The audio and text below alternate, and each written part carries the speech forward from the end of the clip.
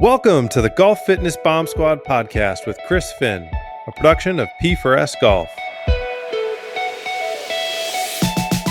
Welcome back to the Golf Fitness Bomb Squad. My name is Chris Finn. I'm your host here with a very special guest, good friend of mine.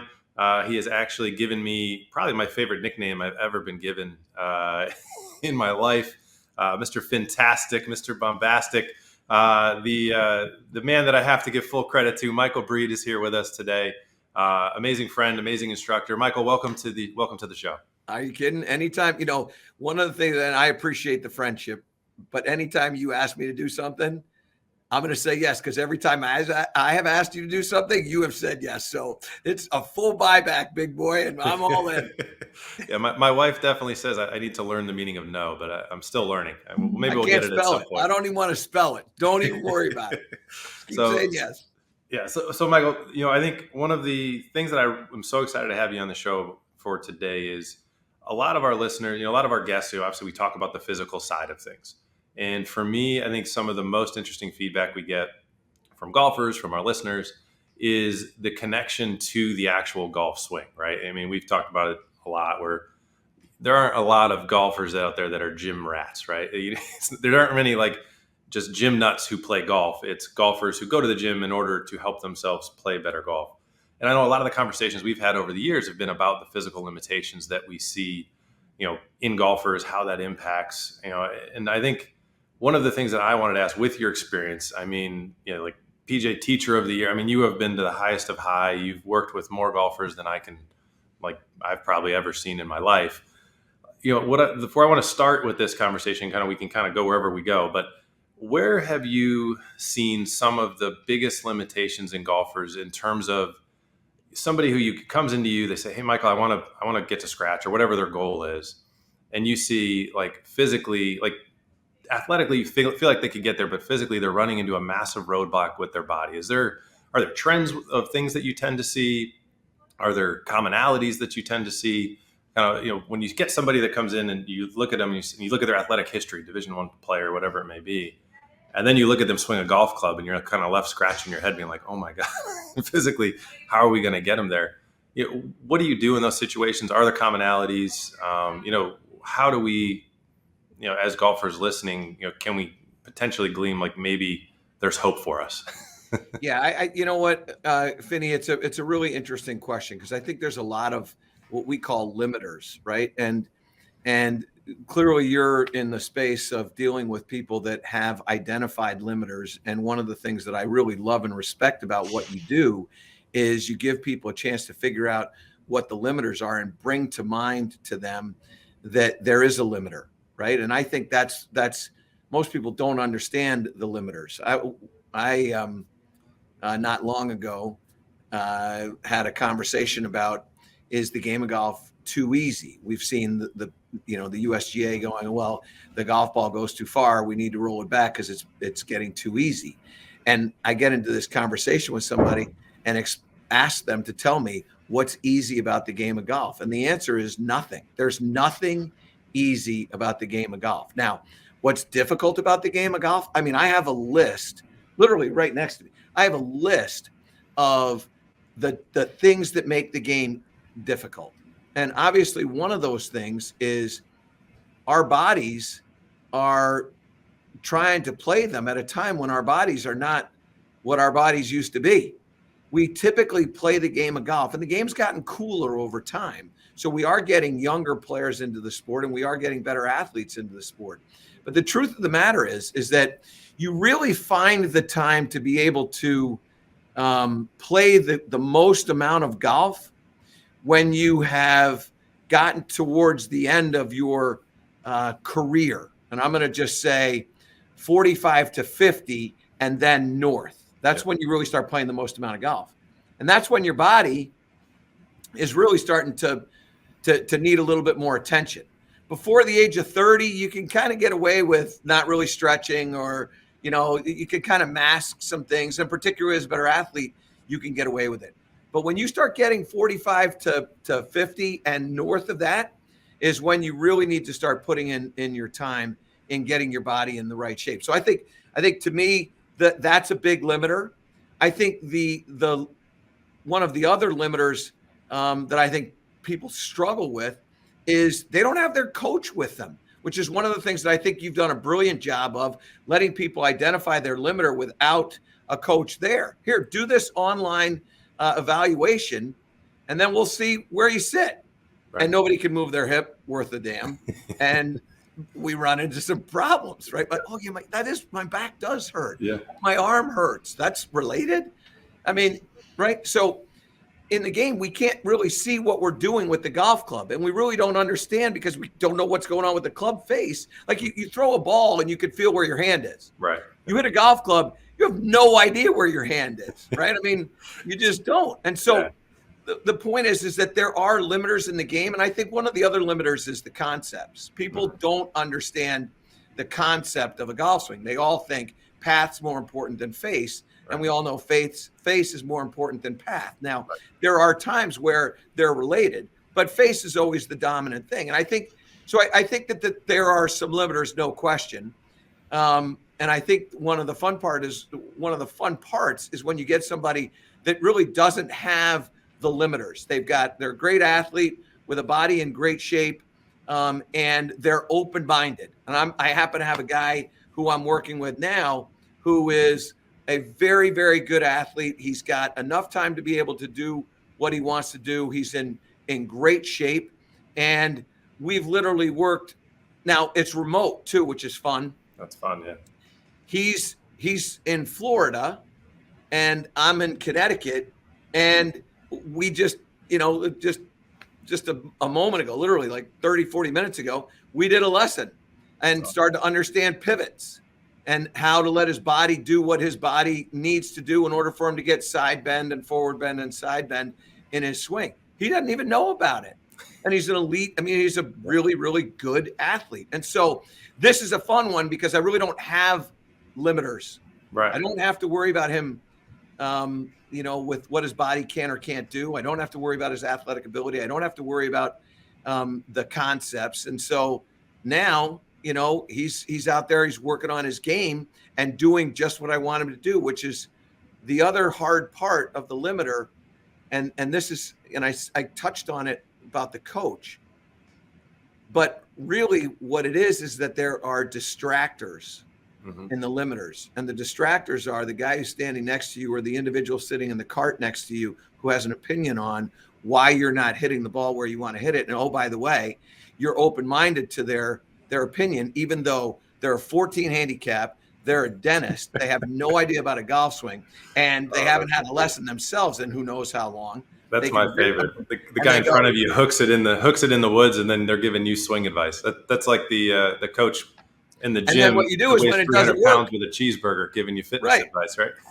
and by the way, when it doesn't work, you know what they say? They go, "This doesn't work. I got to try something else." Yeah, exactly. Yeah. Okay. Good luck. So I think that's where it is. But I do think that there are several, 3 to 4 things that really make things difficult. But there's no question to me that the body is vital to the success of anybody. So, I guess the question that I've been wanting to ask is I've never actually asked you this is, as an instructor, as a coach, when somebody comes to you for the first time or you're working with them throughout, at what point, obviously not everybody is like the student you were just talking about, whose body moves well, is a great athlete. If somebody comes to you who does have some physical limitations, or you're going to have to come up with workarounds and different stuff for different people. Is there a certain point for you where you're like, okay, I can't work around this, or like where is that threshold for, hey, your hip's not moving at all, or something's wrong, we got to figure out your body, versus, the guy who comes and is like, I just want to work on my golf game, and can you get me there? Like, where is that kind of line or the demarcation? Yeah, it's an interesting question. So there's a couple of things to this. One of the things that I always try to do is, and I know you do the same thing, is the Q&A. Right. Yep. So this is the part where you're talking to the individual and you're finding out what their day is like, and finding out. And I sort of have a priority list. So to give you an idea, what I have my students do is we go through their week. How many hours do you have in a week? How many hours do you spend sleeping? How many hours do you spend eating? How many hours do you spend in the car driving to work? How many hours do you spend at work? How many hours do you spend watching TV? What are your hobbies? Like, I have them write all these things down.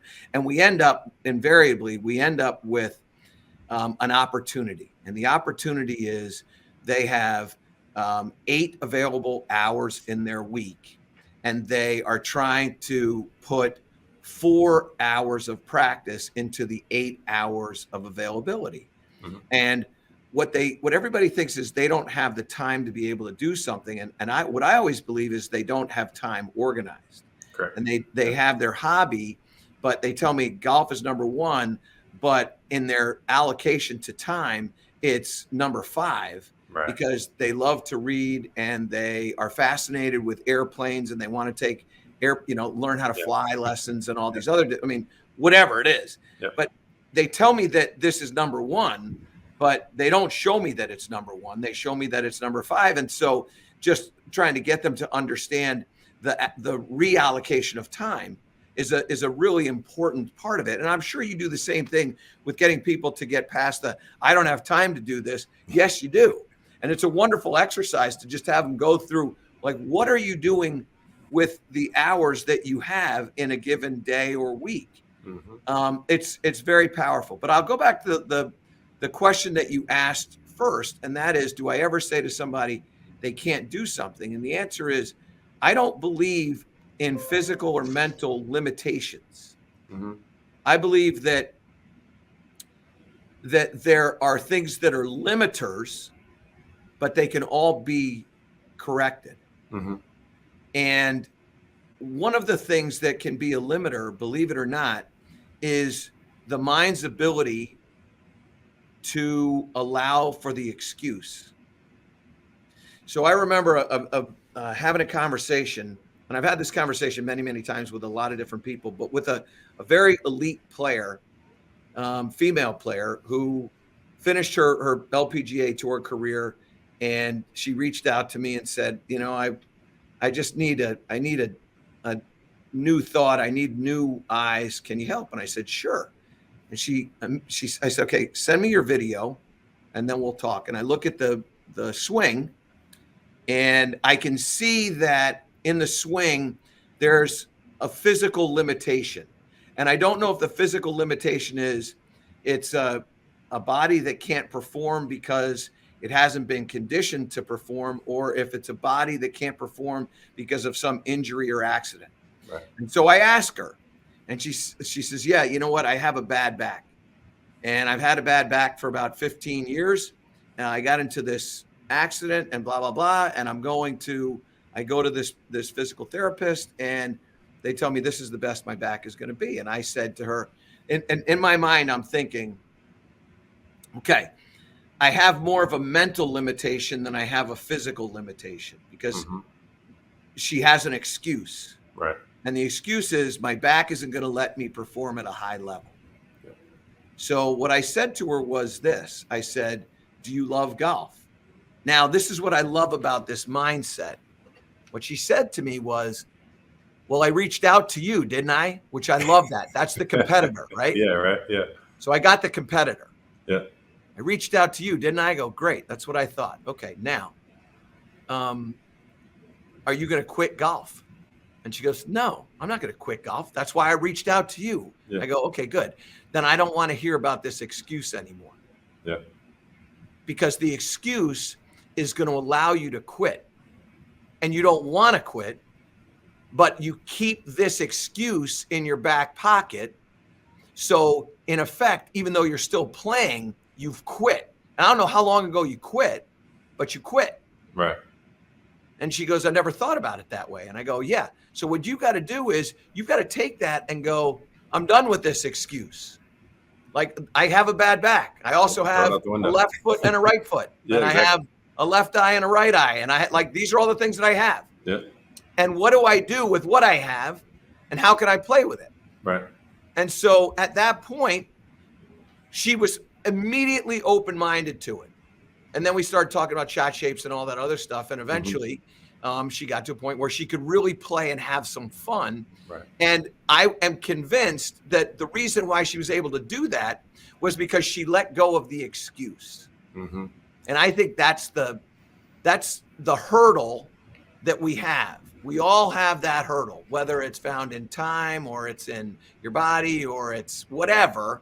We all have an excuse. And, one of my favorite quotes is, of all of mankind's great inventions, the excuse is the worst. Yeah. Well, I think my favorite saying with excuses, there's only one person that cares about your excuse, and it's you. It ain't me. So, Yeah. So I think, and I think the mindset, that's such a common thing we see just, in the physical space too. And we talk to golfers and they're like, hey, well, I don't know if I got time. And, obviously, we've whittled it down with all the research, and really, guys, I mean, you got 15 minutes. I'm pretty confident you can get off social media for 15 minutes and do something, meaningful and useful. But I think one of the other things that I found interesting, a recent conversation that I heard you having, was about and around grip strength. And it's a research study that we've done. We've been looking at it in lots of different ways. It's actually, we did it with Kyle Berkshire. We actually in the beginning of his rehab, he had broken his left hand over a year ago or something. And it ended up leading to his right oblique injury because his grip strength on his right hand he could get 150 pounds, and on his left hand, because he never rehabbed it, was only 80 pounds. So there is definitely, we're seeing lots of impacts on grip strength and performance. What do you see on the performance side on the course, and how does it impact, whether it's grip size or shot shapes, or how do you think about grip strength, and kind of how does it impact how you work with people? Well, it's a couple of different things, right? So, grip strength to me is one of those things that is or prevents you from making swings that have rhythm. It also is something that really steals speed and it steals fluidity. But where it has the greatest effect is at the top of the backswing and the change of direction. And so what I tend to see with individuals that have sort of weaker grips, and I don't mean like they're holding their hands in a weak position, but they don't have the strength, is the way the golf club settles at the top and what happens to wrists as a result of what takes place. I think part of it too is also found in the idea that we're told to hold the club like we're holding a bird. And I've never held a bird. Have you? That's exactly right. And by the way, like I don't want to hold a bird. I want to make birds, but I don't want to hold birds. Exactly. So, but what I think is that that's sort of the mental hurdle, right? Because wait, I thought I wasn't supposed to hold it firm. Hold it firm. I want you to hold this firm. This club is going to do a lot of different things, and all of the different forces that are going into a golf swing, and the torques and the change of directions, and that just impact alone. Yeah. Your club is colliding. It's a collision sport. It's colliding with an object. Right. And when you hit it off the toe or the heel, how that affects the shaft and spins the shaft. And it's really, it's such an undervalued part of the game. And people don't think about what goes on with your grip strength and what goes on with the change of direction and the settling of the golf club at the top of the swing, and how that affects what goes on. And I think that's one of the reasons why people cast the club, because they don't have control over it, because they don't have the strength, particularly for older people and frankly for younger people, and women. Women tend to have weak hands, weak wrists. And so they kind of are victim to, no matter how light the club is, there's a change of direction that goes on. Yeah. So at the top of the swing, so you're saying they're coming down, the weaker grip will tend to cast. Does it tend to come across the line more? Is it more laid off? What do you, when you're talking about the top, what do you see? Yeah, so when the club is nearing the top of the swing and it starts going in an opposite direction. Got it. Okay. So it's going back and then it's going forward. And when it goes, and this is the hard part to understand, it's not like you're holding a baseball. Right. Like when the hand is going back, the baseball is going back. When the hand is going forward, the baseball is going forward. Right. But in the golf swing, the handle can start to go forward while the head is still kind of traveling backward. Right. And there's also a spinning that goes on. And if you think about this, and this is an interesting thing, right? So if I hold a golf club, the natural resting position of the golf club is toe down. Right. Well, what we want is we want the club face to be at a position like this, or you see many players on the PGA Tour, LPGA Tours, they're playing with the club like this. Well, in order for you to hold the club like this, when the club wants to be there, I have to resist the golf club. It's a fight. Right. And so what you have to appreciate is that when the club is being swung and it's moving in all these different directions here, you got to fight it. Yeah. You can't fight it if you have a weak grip. And I again, weak fingers, because it's really not a grip. It's really finger strength to me. Mm-hmm. Yeah, the so intrinsics in the hand. Yeah. If you have weak fingers and a weak grip, that club is going to own you. And when the club owns you instead of you owning the club, now all of a sudden the ball affects you. You don't affect the ball. And so I am a huge believer in, and have been a big believer for probably the last 3 to 5 years, of the importance of grip strength and how it allows for a really nice fluid settling of the golf club at the top and then the change of direction.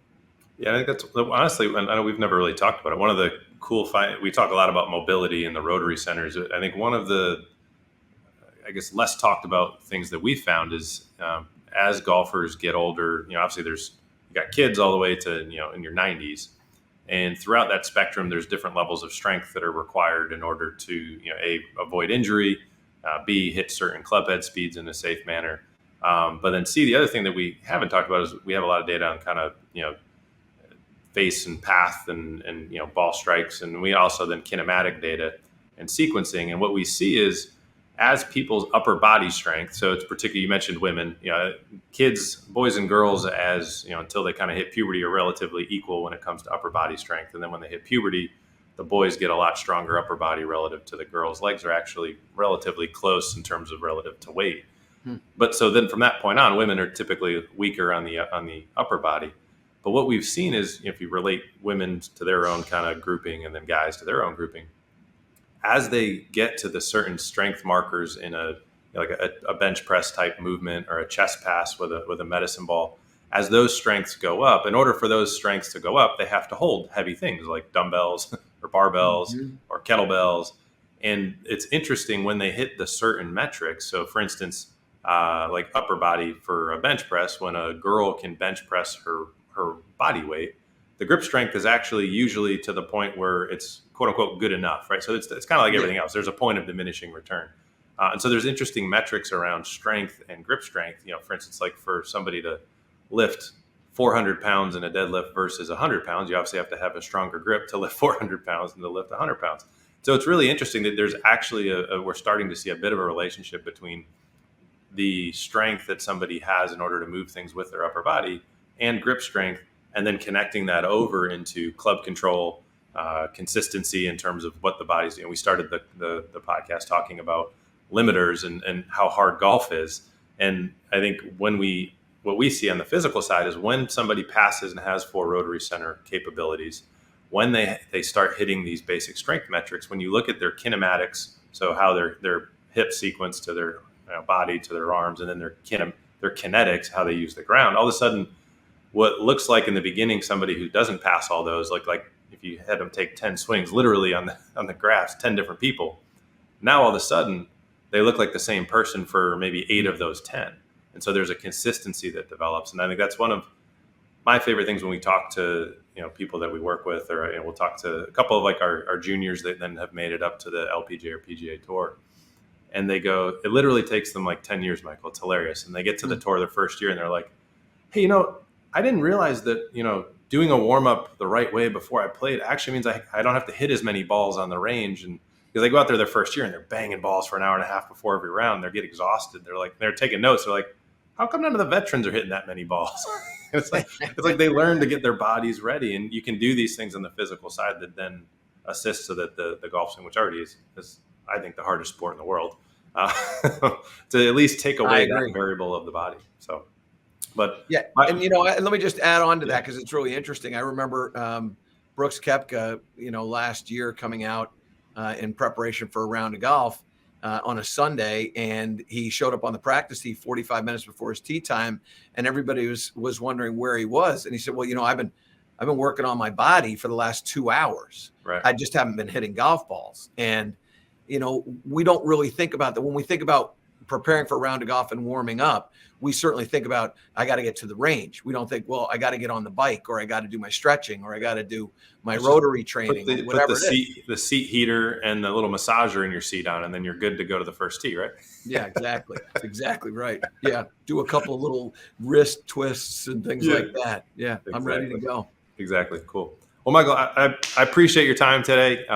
You're one of my greatest friends in the industry, and to have you on here is an absolute honor. And I think the listeners, what's best place for them to follow, get more of your instructional content? We'll obviously put it all in the show notes, but is there a best place for people to follow you? I think the social media channels, just Michael Breed. I love having you come on the radio show on Sirius XM, PGA Tour Channel 92. I love that platform, and to that end, Mr. Fantastic, I will tell you that we love having you on the show, and we appreciate you being a part of it. But more than that, and the fun part for me is when I'm able to take individuals who I work with and have them get in touch with you, and they all invariably, and the fun part, when people come to me, I have a serious golfer. Yeah. I'm not getting the, hey, I've got nothing else to do with my time, why don't we get a lesson with Breed? I don't have that. Yeah. And so when I take people and I send them to you, and they're very talented players. Yeah. And they reach back to me and they tell me, man, I only have 10% hip mobility. Internal rotation is at this, and then they start to realize that they've got some real work to do on their body. What the cool part for me is that you are allowing players to achieve their potential. And for a long time, one of the things that I've always struggled with as a coach is, why are we as coaches not able to help players reach their potential, right? Well, one of them is time and time allocation. One of them is they're practicing without us. Mm-hmm. And one of the real big reasons is their body just can't do what they want to do or what coaches want them to do. Yeah. And I think what you have done with your career, and certainly with Par for Success, is opened up an avenue for people to be able to, in a very easy and short amount of time, get on the road of believing that they're capable of getting better by making sure they pay attention to what their body is doing, not just the golf swing, but actually they kind of walk hand in hand. And so you're doing a great job with that. And I know my players that have come to see you have all gotten better and gained in their mobility, and they're still getting better. So big thank you on so many different levels, but more than all of it, the friendship. Us Connecticutians, we got to hang together, big boy. I mean, the Nutmeggers, you got to stick together. We got a rough season going with our New York Giants, so we got the friendships. Hey, we're coming up. Listen to me. We're getting better. But Michael, we're going to do what we always do. We're not going to make the playoffs, but we're going to have too many wins to get a good draft pick. Well, you know what? I love what Dayball is doing with the program and the culture, and I feel very confident. I think the area where they're struggling is they need some line. Yep. They need some offensive and defensive line help, and I think those are easy to get in a draft. So I'm not so worried about this. I'm worried about them putting this together. I think next year is going to be a big year. I'm saying big year for Big Blue. All right, we're going to have to go to a game together then. I would love to. All right, thanks so much, Michael. Appreciate you being on, man, and we'll talk to you soon. I look forward to it.